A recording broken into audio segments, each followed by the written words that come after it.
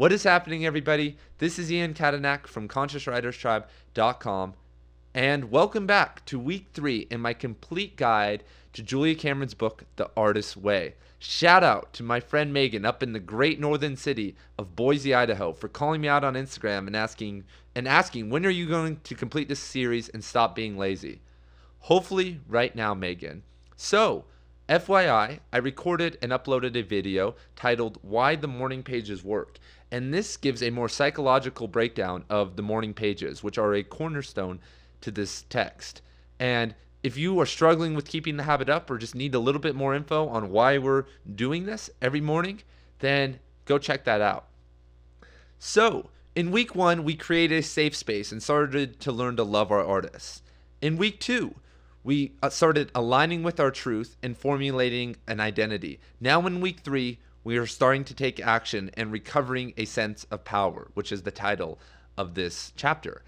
And the first subheading in this chapter is anger. And anger is such a taboo world in our society because Judaism, Islam, and Christianity force upon us this weird altruism. Jesus did this. Muhammad said this. And altruism is great, but forcing altruism and kindness at all times leads to abusive relationships and abusive situations where boundaries aren't set. Have you ever been in a situation like that? That's because you were trying to be too kind and replaying this, narrative we've been told since we were children from these major religions. So, anger is the creative fire. In Sanskrit, it is Agni, Rajas. You could even call it Kundalini. And it's this creative energy. And in Ayurveda, which is the Indian system of medicine, Pitta is what generates creativity. But Pitta is also aligned with anger. They're two sides of the same coin. And if you know how to channel a non-malignant form of anger, it can be used in a creative way. And that's what Julia Cameron is trying to talk about here, is that suppressing anger is suppressing your creativity.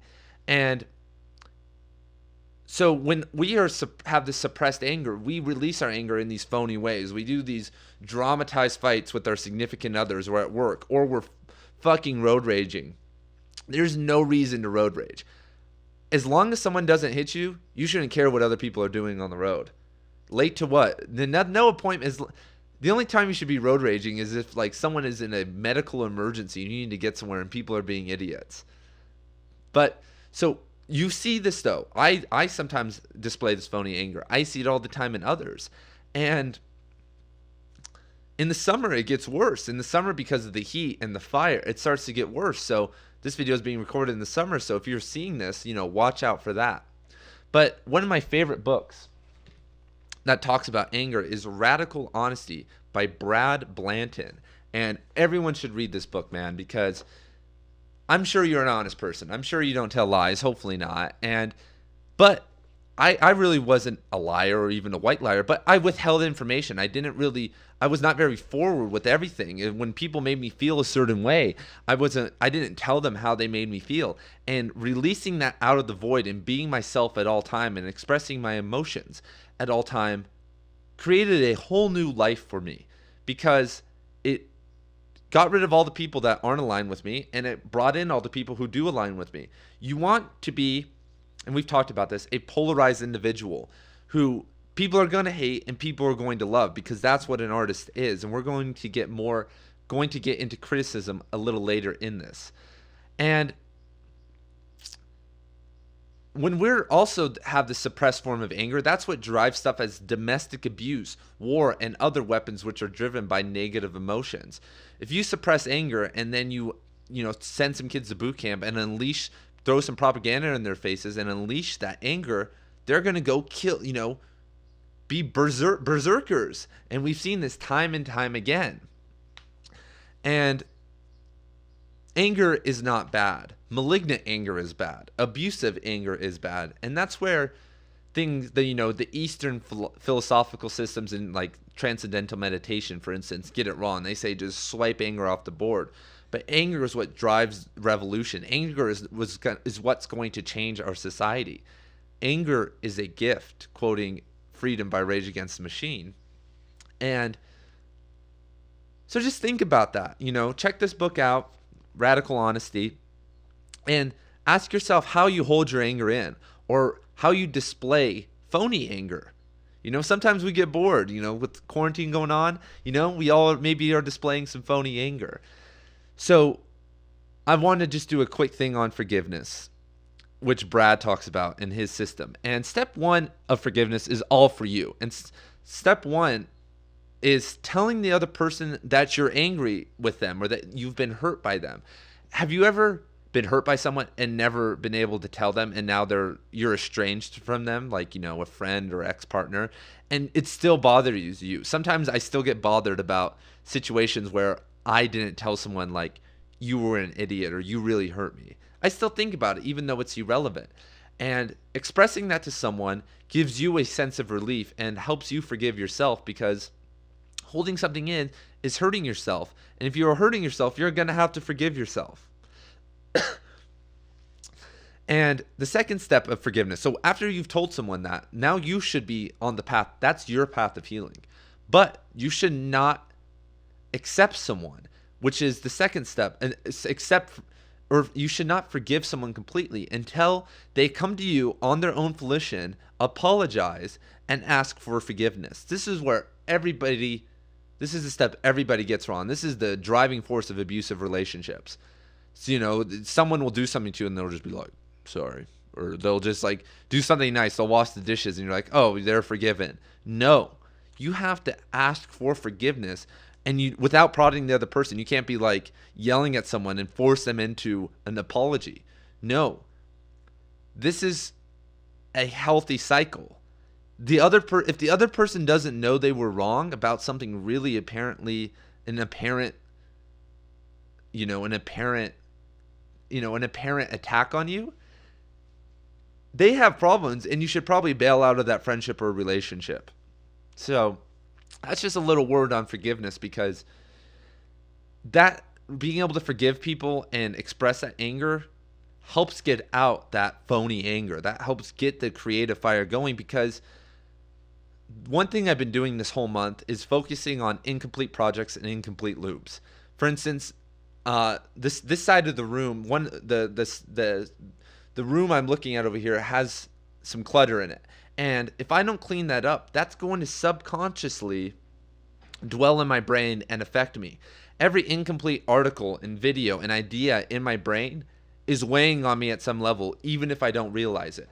And so is all these interactions and things that you're not telling people. If you need to tell your relationship partner or your friend something and you don't do it, it's weighing you down and it's making it harder for you to create. And it sends us into this endless loop, which you don't want as an artist. And the morning pages helps you get that out. The morning pages helps you get that down. But nothing beats actually doing it in person. You can simulate a conversation. If you can't pretend you're estranged or you're too scared to do it, you can simulate a conversation in the morning pages. Great, that's what they're there for. But doing it in person is even better. So the second part of the chapter is synchronicity. And synchronicity is so dope. If you can open yourself up to synchronicities, it's amazing. And I was actually just reading, here we go. So one of my favorite authors on synchronicities is Robert Anton Wilson. His books Prometheus Rising, Cosmic Trigger, and Quantum Psychology are great on this. And last night, I gave a book, Prometheus Rising, to my girlfriend, and she started reading it. And one of the first exercises provided in that book is start looking for quarters. Start feeling like there's a divine intervention that's putting quarters on the ground for you, and see how long it takes you to find one. And then after you find your first quarter, then say, there's no divine intervention. I'm just finding a quarter because it's statistically there for me, right? And then see how long it takes you to find each quarter, and start to play with those models. And you'll start to see that one is not correct and that both are functioning at the same time. There's an objective and a subjective universe. And that's the point of that exercise. And go try it for yourself. And what's crazy is that when you start to believe in that subjective thing, that in that subjective lens, that those quarters were put there for you to find, you find way more, like I would say 5 to 10 times more than when you say these quarters were just left here. It's just a statistical chance that like I'm looking for this more and I'm in this place that has it and that's why it was found. So that's one way, just to kick this off, to open up to synchronicities, because synchronicities are crazy. Have you ever gotten that phone call from someone when you were just thinking about them? One of my favorite stories is I had a friend that I hadn't talked to in 5 or 6 years, and I was laying in my backyard in the pool, and I was thinking about this guy. Like, I hadn't thought about him in years, and I was laughing about some of our memories. And he had moved away. He lived in a different state across the country. Then I'm laying there, probably stoned, and I suddenly hear someone hopping over the wall, and I fall off the floaty thing because I'm like, what the like I'm about to get robbed. Like, who the hell is this? And it's my friend. And he said, I lost your number and I was here in town, so I knocked on the door and I just had this intuition to hop over the wall. Literally a 10-second gap between me thinking about him and that. And it was this deep intuitive image and memory of him and our experiences together. So things like that exist, but you have to be open to looking at that. If you're not open to trying to find these things, they're just going to pass you by every single day. And synchronicities can be small or they can be large. And synchronicities drive creativity because being able to tap into the ether and call upon energies. So if you tap into the ether and call upon, we'll say some law of attraction stuff, or you're calling upon some intentions, how are those going to manifest? Most likely you're not going to find that $10,000 in your backyard, or you're not going to get that relationship partner. They're not just going to knock on your door or hop over your wall like me. They're going to manifest in the form of a synchronicity. You're going to get this idea, and if you act on it soon, then you'll get, the paycheck, or you'll have this intuition to go to the library or go do this, and then that's going to ping you somewhere else, and then you're going to meet that person. That's happened to me before. I met my current partner because I had this intuition to go down to the university and return some books. And then I ran into my friend, and my friend says, I need to go to this other building. And then at that building, my current girlfriend was at the front desk, and that's where I met her. And it was just this synchronicity. It was just this sense of intuition, because when I first thought, like, I need to go return these books, I was like, nah, man, that's going to take hours. Like, I don't have time for that. I have other shit to do. But I was like, no, I'm feeling this. I felt really good that day. Like, one of the best days I've ever had, like, in terms of, like, mood. And you first open yourself to the idea, step one. Second is just align with the flow of the system. Start to align with your intuition and start to listen to it, which is also a part of recovering your sense of power, because you're recovering your sense of pure vision. You're recovering your sense of looking at the world with a viewing an accurate model of reality. And start looking for quarters. Start with small things. Start saying, another one I like is pick a number, 1 through 100, say 61. And start finding that number. See if that number shows up for you. Look for 61s around, and you're going to start seeing them in these weird scenarios. And you'll be like, wait, the probability of this 61 coming up right now in this situation is 1,000,000,001. And did that happen, or did I make that happen? And then other times you may feel like, actually, I didn't make that happen. That was more of the objective world making that happen. So being able to differentiate between those two lenses is very cool and very important. And also, synchronicities is a driving force of that, at least of the subjective angle. And look at another cool synchronicity thing is just always pay attention and listen while your friends are talking. I know that's like very obvious, but things you talk about with your friends that are important should pop up again. If someone tells you about a book or a movie and it keeps popping up, then that's an important synchronicity, because what are the chances of that thing popping up, unless it's like Tiger King or the crappy Michael Jordan documentary that just came out. And One way to drive more synchronicities or create more, just the simple stuff: meditation, walking, listening to the universe, dialoguing with the universe, writing in your morning pages. Just, we are searching for alignment, and once you hit that alignment, those synchronicities will start pouring out. So I think that's about it for synchronicities and anger. Yeah, so the next section is shame. And let's read a quote about shame. Henry David Thoreau said, "The cost of a thing is the amount of what I call life which is required to be exchanged for it, immediately or in the long run." Okay, that was a nice quote. I don't know how that relates to shame exactly. So let's start with a quote from the text, because we haven't done one yet, on shame. On page 67, "The act of making art exposes a society to itself. Art brings things to light. It illuminates us. It sheds light on our own lingering darkness. It casts a beam into the heart of our own darkness and says, 'See?' And the more you create art, the less shame you're going to feel. And let's start this off with the best way to mitigate shame. Before we talk about shame, is being 100% confident in yourself. Have you ever had a friend? Let's talk about corporate jobs. Have you ever had a friend that, or just any job, that loved their job? Like, they were fucking ecstatic about it. Like, it was just, it was a crappy job. In your view, it's like a crappy corporate job, but they love it. They just absolutely love it. But would you try to convince them to quit that job if all they do is rave about that job? Would you even try? Like, if you're like an anti-corporate worker type person like I am, I would never even try to do that. I would never even attempt to do that. But pretend you had a friend that was working a corporate job, and every time you talked to them, they're like, "Man, fuck this. I hate my boss. This sucks." You would see they were weak, and you would go and try and convince them otherwise, right? Would you try to convince a born-again Christian that holds signs up on the corner street and yell at people to not be a Christian? Would you? You wouldn't even attempt to. But if there was a person that was like living on the edge of Christianity, and they were saying like, I don't really know about this, no one wrote about, the first non-Christian source of Jesus was 122 years after he died, this all seems kind of fishy, then you would be like, yes, yes, yes, and give them more information. That's the same.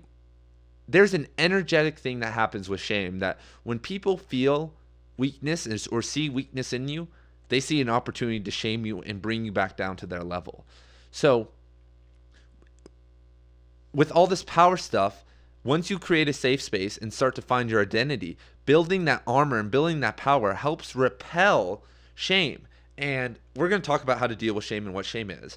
But first, being a confident artist, that's the best spam shame blocker there is. Like, I can't tell you, I don't really get criticism anymore. I remember when I first started to be an entrepreneur and starting to make websites, people would give me shit all the time, like, "What, you're going to sell 1 million books one day?" I'm like, hell yeah, I am. Like, I'm going to do all of this. And eventually, I'm so confident and I have the dialogue and energy down that I can tell people that I see them, their face is just twitching, but they can't say anything because they know it's just a waste of energy. So you need to work on that in your artistic way. Whatever your medium of art is, you need to get that Vincent van Gogh, that Michael Jordan level of confidence, and that will just mitigate a lot of shame. So if you're struggling with shame, though, one of my favorite books on that is a very popular book called The Gifts of Imperfection by Brene Brown, who's, blown up recently. And so what does shame look like? Maybe we can get a definition of shame here.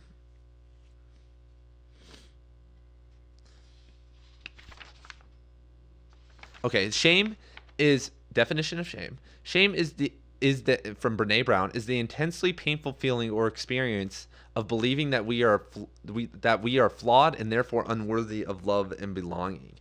And if we tie this back to art, some of us don't create art because we don't feel like it will bring us love and a community. We feel like, I'm going through that right now. I'm writing this crazy novel, and for a while I was holding back and experiencing a sense of writer's block because I wasn't going 100% into it. I was worried about not worried, but on a subconscious level, I was like, man, what if the people at my job read this?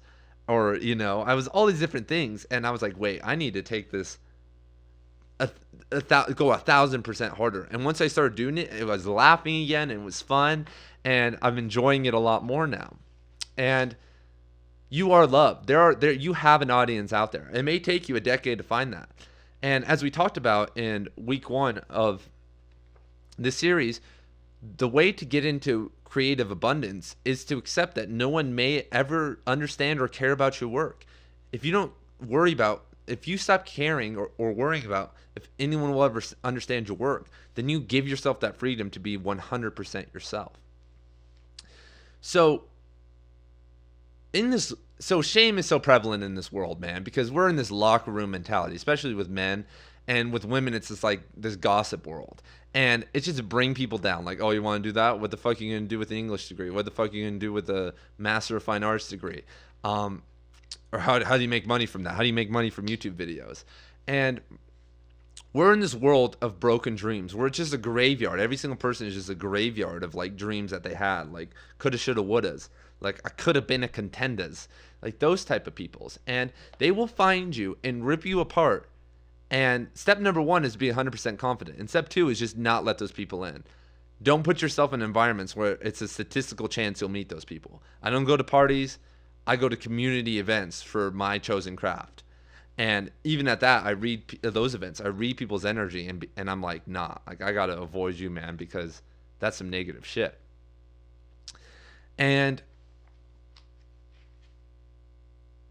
so then this goes, so Julia Cameron starts talking about, so let's talk about real fast, Brene Brown's process of getting over shame. She first says, name it out loud. So pretend the other day, like someone said something on one of my yoga channel's YouTube videos, like a comment, and it was negative. So first you have to name it. I'd say there was this YouTube comment and they were negative about my presentation. Then I talk about it. I'm like, man, maybe that they didn't like how I was reading and I was fumbling the reading a little bit, but that shouldn't really matter because that was like 10 or 20 seconds of a whole video that was really good and a lot of people like, so why does that matter? And then, tell your story. Like, I really cared. And this hopefully would be with someone else. Like, call someone else and do this. Or you can do it with the universe or by yourself if you don't have anyone. And so then I'd be like, I really cared about this video because I like the Gita and blah, blah, blah. And for criticism, Brene Brown says you should make a process, look at the process, and refine the process. If you receive a form of criticism, you need to be able to handle it and move with it in a certain way. You should examine it as if with the same lightness as when you're watching a comedy special. You should view it as something that's the same as every other form of information, positive or negative. Find what works for you, and move on. And Julia Cameron goes over a whole system of this on page 72. Receive the criticism all the way through and get it over with. Jot down notes to yourself on what concepts or phrases bother you. It's the same system. And then, it's the same as Brene Brown's, but it goes a little bit deeper because number 6, it says, look at the criticism again. Does it remind you of any criticism from your past, particularly shaming childhood criticism? Acknowledge to yourself that the current criticism is triggering grief over a long-standing wound. And that's beautiful because moving back to childhood and trying to find the axiomatic root for why you would even care about that criticism or why it's hurting you is a very effective way, in my own experience, because, it's just the why thing. Like, why do I care about this? Well, because maybe I couldn't read. I had trouble reading as a kid. Then why again? Do like 7 levels of asking why, and you'll find like a pretty deep answer. And then her remedy, of course, is just keep creating. Creativity and creating flow, as we went over in week 1 with the Otto Rank stuff, is the way to get over trauma and writer's block, of course. And so what?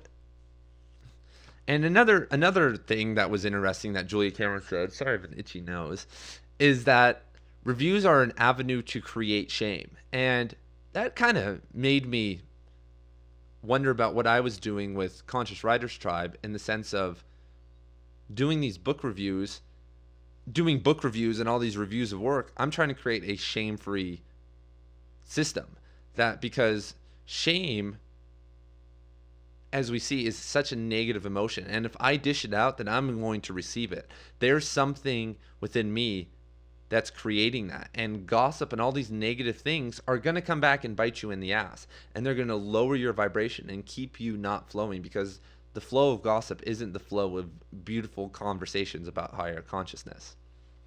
So let's move on. So another cool section of this. So I think that's enough about shame. If you have any comments or want to talk about shame more, make a comment, email me, or we could do a podcast or interview together. And if you have some methods to deal with shame, by all means, let's talk about it. So the detective work was interesting, because when I did that, Julie Cameron keeps plugging these things in there that revert you back to childhood. And I realized a lot, because when you have this intuitive flow and you're thrown into this intuitive mindset where you have to answer questions and not think and just write them down as they come, you realize some shit came out for me where I have 3 or 4 things that I really like to do, or that really mean a lot to me, that I don't think about or acknowledge or cherish in my own life. And this is like my 3rd time through the book, or 4th time, and I forget about these things. So doing these types of exercises are very important. And I would say today, right now, take action on one of those things in that list. Just even remember, like, lay back for 5 minutes and remember your favorite childhood toy or movie. Remember your favorite games. Look at that thing you want to purchase, that thing you don't think you can have. Think about that piece of art that you're too scared to create. Listen to that music that cheers you up. I was doing that the other night. I was listening to Palmdale by Afro Man. Go check that out if you like rap. And that's just always meant a lot to me, because like my friends and I would just goon out to that song. So the last section she goes into is just growth, and her basic concept is just 2 steps forward, 1 step back. And yeah, that's the whole concept, the whole point of these videos is just keep moving forward. We got to keep moving forward, people. We have to change the world. Your art can change the fucking world, and we need it. People need to experience love and joy. Go to the grocery store and ask people and talk to them about their lives, and you'll see that they're vibrating on a pretty low level, and you can affect millions of people. Look what J.K. Rowling did. Look what Stephen King did. Look what people in your medium of art have done and how they've changed lives. Look at people, look at their fans and how they talk about how their lives have been changed. You can do that for people. You can help people get over all these social issues which create so much turmoil in the world. So, and Julie Cameron writes, God helps those who help themselves. And that's just kind of a theme here, that getting into action, even if it's just the morning pages, even if you don't do anything else, just doing one kind thing for yourself a day will help you move into that, help you regain that sense of power. We're trying to gain power now. If you did week 1 and week 2 correctly, you've started to create that space and find yourself again. And in that space, now you can manifest that deeper purpose. So some of the tasks this week, which I thought were cool, a lot of it had to do with childhood.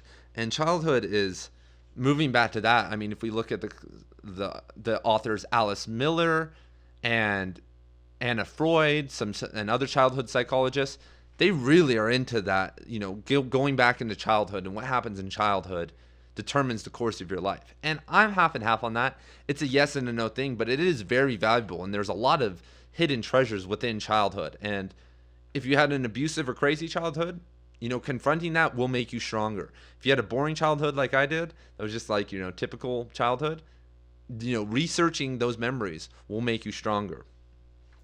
And describing your childhood room, I did that, man, and it made me cry. It was deep. Just all the little trinkets. I went back and found some old photos, and it really, really brought me back to that energy, man. And my parents are moving away out of my childhood home soon, within the next few months. So it's kind of like this, it was just emotional seeing like what's going to happen. And one of the cool things is now we're getting into habits. You got to take a look at your habits, people. I would recommend Atomic Habits. I just finished that one. That's a pretty good one about rearranging your habits. And talking about habits, am doing a series right now on addiction and creativity. And it's a lot of it's based on Jungian archetypes and how they relate to creativity and addiction. And there's going to be a lot of information in there about how to quit habits, bad habits, because a lot of us tie these bad habits to our creativity. Like, if I don't stop, I can't write if I don't smoke cigs, or I can't write if I don't drink. I can't do this if I don't do that. I'm going to be going into the psychological factors of that and how to get over that. But, Atomic Habits is a good book in the meantime. Check that one out. And then talking about people you admire is super important. In our society, we're not very praise oriented.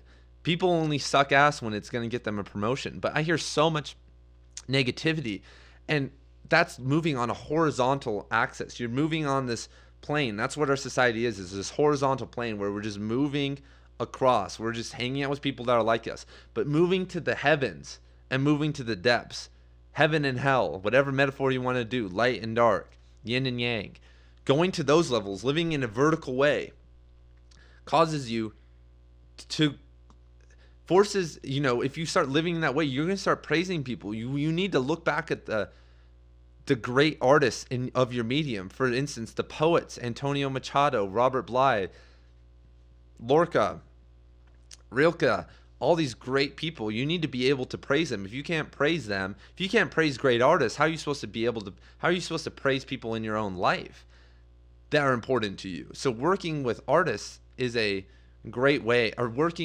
praising artists is a great way to start to learn that skill if you're not really into that. And that's all, everybody. We'll just cut this video off right there. Hopefully you are doing your morning pages. This is the week 3 overview and guide. If I've missed anything, let me know.